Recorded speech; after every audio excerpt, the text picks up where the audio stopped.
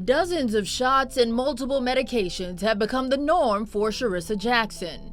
We had multiple miscarriages and multiple months of just not being able to get pregnant at all.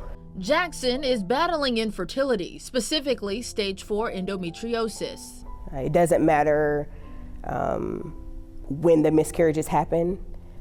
It's completely devastating. It takes a really huge emotional toll on mental health. According to a 2013 report from the National Center for Health Statistics, Black women are about twice as likely to experience infertility than either Hispanic or non-Hispanic women. Reproductive conditions like fibroids, which are very, very common in Black women, that adds to the infertility. Endometriosis, which is probably underdiagnosed in Black women. Dr. Gloria Richard Davis with UAMS says delaying pregnancy only makes infertility in Black women worse. Not just Black women, but women in general, right? And so that adds to the difficulty in conceiving. So if infertility rates are so high for Black women, are they in turn receiving infertility treatment at a high rate too? Doctors I spoke with say no. Black women tend to delay seeking care by as much as a year beyond what we see in white communities. But why? I brought in Dr. Michael Eric Dyson for his take. He's a professor of African American Studies at Vanderbilt University. He cites history. It's not just the Tuskegee experiment. The father of gynecology, Dr. Sims, is himself a person who practiced, surgery on Black women without anesthesia. So Black women and Black people in general are highly skeptical, and rightly so, of some of the scientific procedures that have been applied to Black people or withheld from them. This resistance to infertility treatment is something therapists like Beatrice Clockpaw are also seeing within the African American community. Wanting to find providers that they feel that look like them, that identify with them, and that they can feel safe with taking that journey with. Those are the two biggest things that I'm hearing from clients. And it's not just a history of distrust with health professionals causing infertility to go unaddressed. It's also a cultural reliance on religion. How do you think religion plays a factor in our inability to want to seek help when it comes to infertility? Yes, it's a Drake theology. God's plan. Some people think that that's what it is. If God wanted you to have a child, you'd have a child. If you ain't got a child, just take care of the kids in your own community. Yeah, the religion can work in a counterproductive way against us seeking out the best remedies and means, which is why it's important that religious figures, including preachers and teachers in our churches, begin to reach out and talk about these issues. Sharissa Jackson says religion had its place in her reproductive journey, but she didn't just rely on her beliefs. I believe, my husband and I believe, that faith without works is dead. Therefore, for us, it was important for us to seek help from a reproductive endocrinologist, because having infertility is just as much of a medical condition as any other medical condition out there. Jackson says she experienced 3 miscarriages before deciding to reach out to a fertility specialist who finally revealed her diagnosis and suggested she start IVF. I was ashamed. I felt like, everybody in my family is getting pregnant. Why is this happening to me? Which leads to another misconception causing infertility to go unaddressed and unspoken in the Black community. There is a history behind us not really controlling our reproduction. We are supposed to be a hyper-vigilant, hyper-fertile community. We're hypersexual, is said as a stereotype. No disrespect, he's a dear friend of mine, Nick Cannon. He's got 10, 11 kids. You look at Future, the rapper, he's got 10 kids. Eddie Murphy has 10 kids. You feel ashamed. Can I not have one? Richard Davis says given these stereotypes, too often there are conversations about contraception in the African American community, but limited conversations about reproductive health. Jackson acknowledges this too. Everything we're taught when we're growing up is that you're going to be a mother one day. And so when that doesn't happen in the way that it's supposed to happen, or that's the way that society has taught us it's going to happen, it's completely devastating. Contrary to the idea that having kids is easy within the Black community, the Jacksons underwent 5 rounds of IVF to have one miracle daughter and another on the way. Elated that we actually did have a child, because we've been on this journey for a very long time. She is our little spirit baby. So she loves to make everybody happy. She loves to give hugs. She's such a loving kid. Other families, though, are still waiting. The struggle leading some of them to turn to egg and sperm donors for help. But that's another problem in itself. Not enough Black donors to keep up with the high demand. So let's take a look now at why that's the case and the impact it's having on some families. Smiles, laughs, playing with toys. It's a typical family moment for Cassie and Alexandria Vaughn and their 1-year-old son Landon. But it's a moment that almost never happened. I mean, we always knew we wanted to have a family, but you just really don't know how that's gonna happen, right?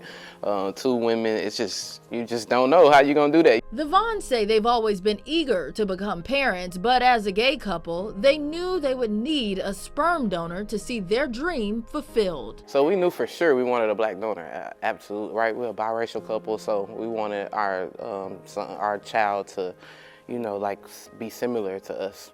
The couple decided their child would be carried by Alexandria and Cassie would be represented by an anonymous African-American sperm donor. But finding the right donor was easier said than done. 100 sperm donors, probably 3 or 4 Black ones on this sperm bank. These are 2 different companies, right? The Vaughns say they experienced a lack of options at not 1, but 2 separate sperm banks. There was a site that had over 700 donors, and it was probably 25 African-American donors. It's not just Arkansas, but a growing national problem. According to a recent Washington Post article, Black sperm donors make up only 2% of available supply at the country's 4 largest sperm banks. Being in those offices and at the clinics, I seen straight women, I seen single women, I seen lesbian women, you name it. It's all type of people trying to complete their family. According to a spokesperson at the California Cryobank, the waiting list for an in-demand white donor is normally 3 months. For a Black donor, the wait can stretch as long as 18 months. And we finally found one that we felt like really resembled my wife. They both are Scorpios. They both played basketball. He's an entrepreneur, so is she. The Vaughns say the birth of their son Landon makes them thankful for those who do donate to all families in need, including those battling infertility.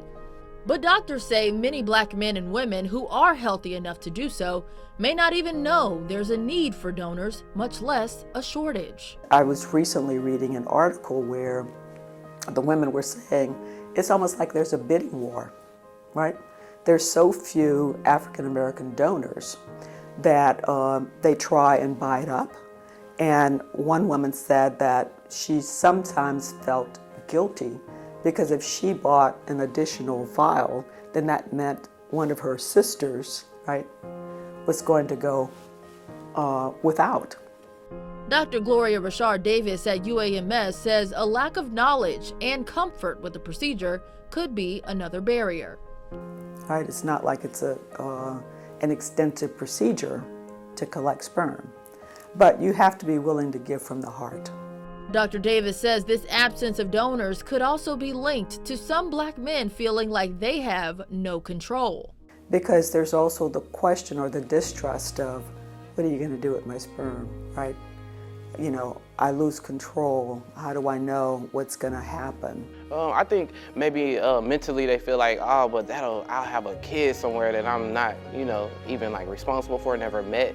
While donating sperm in other communities may be accepted, for some African Americans, this is not the case. Vanderbilt professor of African American Studies, Dr. Michael Eric Dyson, says slavery played a role.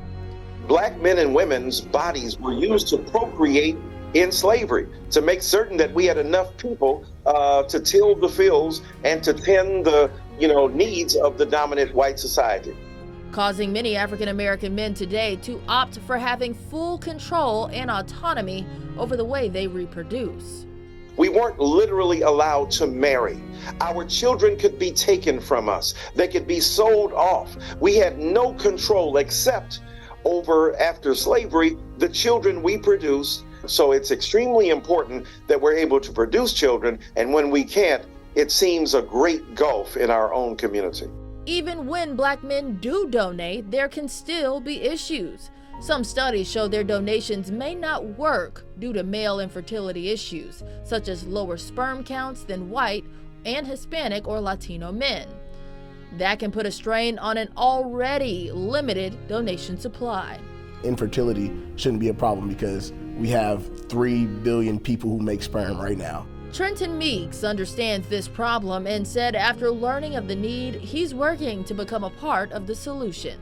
It's embarrassing to talk about not having fertile sperm or not being able to reproduce. Meeks is hoping that with more conversations, it may reduce the stigma around infertility so Black men feel just as comfortable donating as him. Just don't be weird about it. You don't have to be weird about it. It doesn't have to be this weird, dramatic conversation like, I need sperm because mine doesn't work. It's more than just conversation, though.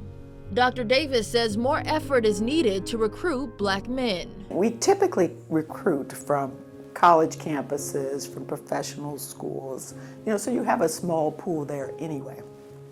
Another way to help, better educating Black patients of their genetic history, a requirement if you want to donate. So it's like, 2 generations back. Can you tell us? And so that's a rate limiting step.